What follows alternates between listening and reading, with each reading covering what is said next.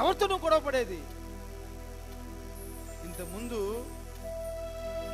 ఒక యవనస్తుడు వాడికంటే పెద్దోడితో గొడవ పడితే 10 మంది పోయి కొట్టేవాళ్ళు. డే పెద్దోడితో అంతే అంటారు మాట్లాడేదాన్ని. ఈరోజు ఏం చేసా, రే మామూలు కొడతావా, ఈరోజు మామూలు కొడతామంటారు. వాడు పెద్దోడా చిన్నోడా కాదు, వాడు పెద్దోడా చిన్నోడా, వాడు మర్యాదస్తుడు కాదు. రే మామూలు కొడతావా, ఎందుకంటే వాడింటికి మందు పంపించేది.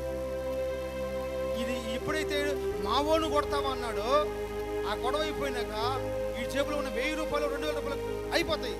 పిల్లోడి పాలు కోసమనో, భార్య చీర కోసమనో, ఇంట్లో బియ్యం కోసమనో దాసి పెట్టుకుని పోతున్నప్పుడు ఒక పెద్ద ఆయనకి ఒక చిన్నోడికి ఒక యవనస్తుడి గొడవ అయింది. ఈ యవనస్తుడు తీసుకుని పోతున్న డబ్బులు, వాడి పక్కన 4 ఉన్నారు. మందాపి అంటే నేను మందాపి నీతోటి, ఈ డబ్బులు నా భార్యకి కావాలి.